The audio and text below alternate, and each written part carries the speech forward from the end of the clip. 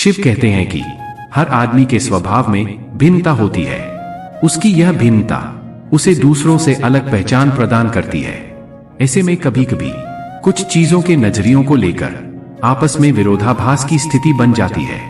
अपने साथी के ऐसे विशिष्ट गुण को पहचानने की कोशिश करें। रिश्ते ऐसे बनाओ जिसमें शब्द कम और समझ ज्यादा हो, झगड़े कम और नजरिया ज्यादा हो। कोई टूटे तो उसे सजाना सीखो, कोई रूठे तो उसे मनाना सीखो। रिश्ते तो मिलते हैं नसीब से, बस उन्हें खूबसूरती से निभाना सीखो। अपना और पराया क्या है, मुझे तो बस यही पता है। जो भावनाओं को समझे वह अपना, और जो भावनाओं से परे वह पराया।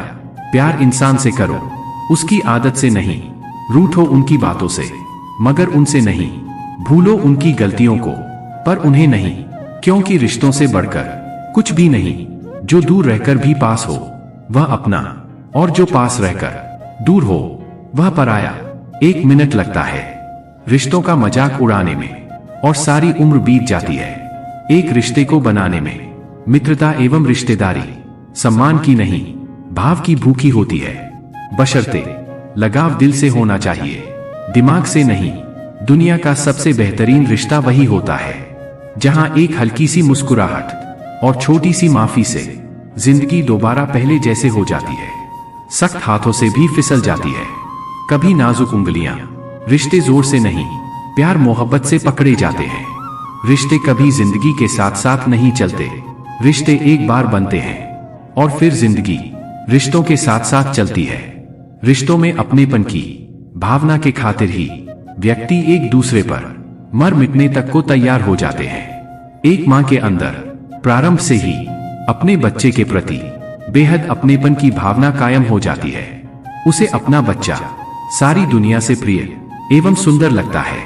करीबी रिश्तेदारों से व्यक्ति अक्सर अपने मन की वह सभी बातें करते हैं जिन्हें वह अन्य व्यक्तियों से नहीं कर सकते। रिश्तेदार और परिवार व्यक्ति के बुरे समय में साथ खड़े होते हैं। ऐसे में एक अकेले व्यक्ति की पीड़ा पूरे परिवार और रिश्तेदारों की पीड़ा बन जाती है। वह एकजुट होकर मुसीबत से लड़ते हैं और मुसीबत को दूर भगाकर कामयाबी पाते हैं। खुशियों की तलाश में हम इधर से उधर भागते रहते हैं। खुशियों की तलाश में हम कभी लोगों का पीछा करते हैं और फिर कभी चीजों का। हमारी पसंद नापसंद, लालच और कई सुविधाओं की चाह भी हमारे खुशियों के रास्ते में आते रहते हैं और हम तेरे मेरे रास्तों पर दौड़ते रहते हैं। हमें लगता है कि सुख सुविधा और धन का होना ही खुशियां हैं। हम अपनी खुशियां अपने अंदर नहीं बल्कि बाहर उन चीजों और लोगों में ढूंढते हैं जो सिर्फ 2 पल की खुशियां देकर गायब हो जाते हैं। पैसे और सुख सुविधाओं के साथ आप खुश हो सकते हैं, लेकिन आप लंबे समय तक खुश नहीं रह सकते। खुश रहने के लिए आपको सरल और साधारण होना पड़ेगा। जब आपका मन बिना किसी वजह और बिना किसी जरूरत के खुश रहने लग जाएगा, उस दिन आप सरल बन जाएंगे। शिव कहते हैं कि खुश होना सरल है, लेकिन सरल होना मुश्किल है। शिव कहते हैं कुछ दिल के रिश्ते सरेआम नहीं होते, सिर्फ महसूस किए जाते हैं, परंतु उनके नाम नहीं होते। रिश्ते हम एक दूसरे पर भरोसा करना और विश्वास करना सिखाते हैं। जब हमें खुद पर भरोसा होता है तो हम अपने जीवन में हर मुश्किल का सामना कर सकते हैं और हर कुछ पा सकते हैं और अपने सपनों को हासिल कर सकते हैं। हमारे रिश्तों को याद रखना महत्वपूर्ण है, क्योंकि वह हमें जोड़े रखते हैं और हमें अलग होने से रोकते हैं। किसी भी रिश्ते में, जैसे कि आपकी बहन भाई, माता पिता और रिश्तेदारों के साथ, रिश्तों को मजबूत बनाना चाहिए। हमें हर दम एकजुट रहना चाहिए ताकि हम मुश्किल हालात में हार ना माने। एक रिश्ते में दुनिया आती जाती रहती है, फिर भी दोस्ती दिलों को मिला देती है। वह दोस्ती ही क्या जिसमें नाराजगी ना हो, पर सच्ची दोस्ती दोस्तों को मना ही लेती है। अंत का जश्न मनाएं, क्योंकि वह नई शुरुआत से पहले होते हैं। यह एक अच्छा संकेत है। टूटे हुए दिल का होना, इसका मतलब है कि हमने किसी चीज के लिए प्रयास किया है।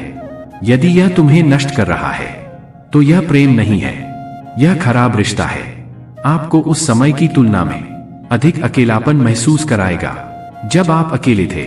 रिश्ते खून के नहीं होते, रिश्ते एहसास के होते हैं। अगर एहसास हो तो अजनबी भी अपने होते हैं, और अगर एहसास ना हो तो अपने भी अजनबी हो जाते हैं। केवल उन पर भरोसा करें जो आप में निम्न 3 बातें देख सके: आपके हंसी के पीछे का दर्द, आपके गुस्से के पीछे का प्यार, आपके खामोशी के पीछे का कारण। रिश्ते कांच की तरह होते हैं, टूट जाए तो चुभते हैं। इन्हें संभाल कर हथेली पर सजाना, क्योंकि इन्हें टूटने में एक पल और बनाने में बरसों लग जाते हैं। कोशिश करो कि कोई तुमसे ना रूठे, जिंदगी में अपनों का साथ ना छूटे। रिश्ता कोई भी हो, उसे ऐसे निभाओ कि उस रिश्ते की डोर जिंदगी भर ना टूटे। रिश्ते हमेशा तितली जैसे होते हैं, जोर से पकड़ो तो मर जाते हैं, छोड़ दो तो उड़ जाते हैं। अगर प्यार से पकड़ो तो अपना रंग छोड़ जाते हैं। किसी भी रिश्ते को तोड़ने से पहले एक बार अपने आप से जरूर पूछना कि आज तक उस रिश्ते को क्यों निभा रहे थे। पूरी दुनिया के सबसे खूबसूरत जोड़ी मुस्कुराहट और आंसू है। इन दोनों का मिलना मुश्किल है, लेकिन जब यह दोनों मिलते हैं तो वह पल सबसे खूबसूरत होता है। अग्नि क्या करती है? जलाती है। फिर चाहे वह लकड़ी हो, कोयला हो, वस्त्र हो, या जो भी आप अग्नि में डालोगे वह भस्म हो जाएगा। किंतु सोना, यदि आप सोने को अग्नि में डालोगे तो वह कुंदन बनकर अपना अस्तित्व निखार लेता है। यदि आप लोहे को तापा दो तो वह फौलाद बन जाता है। क्यों होता है ऐसा? क्योंकि उनके भीतर अग्नि उनको जलाने वाली अग्नि से अधिक तीक्ष्ण होती है। यह अग्नि है, पवित्रता है। यदि आपका निश्चय दृढ़ है, आपके विचार पावन है, तो कुंदन बनकर निकलेगा, फौलाद बनकर निकलेगा। भीतर से बल पाओगे और कोई आपके साथ अनिष्ट नहीं कर पाएगा। नदी का जल मीठा होता है, सागर का जल खारा, और किसी नाले का जल दुर्गंध से भरा। क्यों नदी का जल मीठा होता है? क्योंकि वह सबको जल देती है। सागर जल लेता है, इसलिए खारा होता है, और नाला उसका बहना रुक जाता है, और इसी कारण से वह दुर्गंध पूर्ण हो जाता है, किसी काम का नहीं रहता। हमारे जीवन में कुछ ऐसा ही होता है। यदि नदी की भांति जीवन में कुछ देना सीखो तो जीवन में मिठास बनी रहेगी। यदि सागर की भांति बांटने के स्थान पर केवल संचय करते रहो तो मन में खटास बढ़ती रहेगी। और जो कुछ भी आपके पास है उसे बांटना सीखो। एकलव्य एक निषद बालक था। वह धनुर्विद्या में प्रवीण होना चाहता था, इसीलिए गुरु द्रोणाचार्य से धनुर्विद्या की शिक्षा प्राप्त करना चाहता था। एक दिन वह गुरु द्रोणाचार्य के पास पहुंचा और अपना शिष्य बना लेने का निवेदन किया। गुरु द्रोणाचार्य केवल क्षत्रिय राजकुमारों को ही धनुर्विद्या सिखाते थे, इसलिए उन्होंने एकलव्य को धनुर्विद्या सिखाने से मना कर दिया। एकलव्य भी लौट गया। गुरु द्रोणाचार्य के द्वारा मना कर देने पर भी उसने धनुर्विद्या को पूरे लगन से सीखने का प्रयास किया।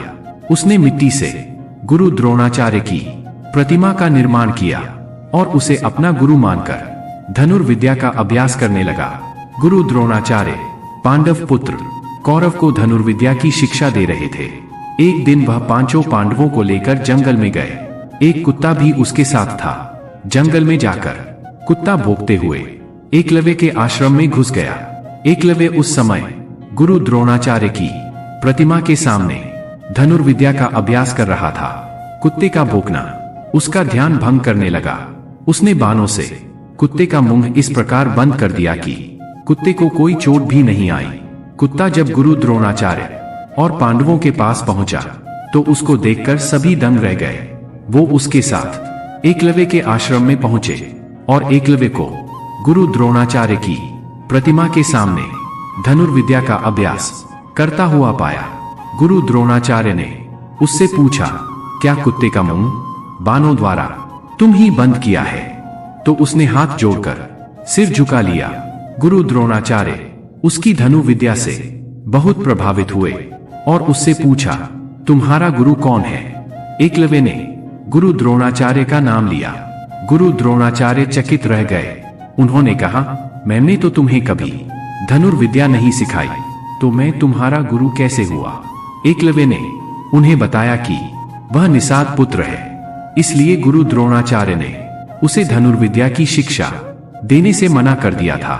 लेकिन वह निराश नहीं हुआ और गुरु द्रोणाचार्य की प्रतिमा को गुरु मानकर अभ्यास करने लगा। इसलिए उसके गुरु द्रोणाचार्य है और जो कुछ भी सीखा है उनके ही सानिध्य में सीखा है। गुरु द्रोणाचार्य ने एकलव्य की लगन देखकर बहुत प्रभावित हुए, किंतु वह जान गए कि एकलव्य एक महान धनुर्धर है, वह अर्जुन से भी श्रेष्ठ है और गुरु द्रोणाचार्य ने अर्जुन को सर्वश्रेष्ठ धनुर्धर बनाने का वचन दे चुके थे। इसलिए उन्होंने एकलव्य से कहा, मैं तुम्हारा गुरु हूं तो तुम्हें मुझे गुरु दक्षिणा देनी चाहिए। एकलव्य ने कहा, गुरुवर आप जो कहे मैं गुरु दक्षिणा देने को तैयार हूं। गुरु द्रोणाचार्य ने गुरु दक्षिणा में एकलव्य से उसका अंगूठा मांग लिया। किसी भी धनुर्धर के लिए अंगूठा अत्यंत महत्वपूर्ण होता है। उसकी ही सहायता से वह धनुष बांध चला पाता है।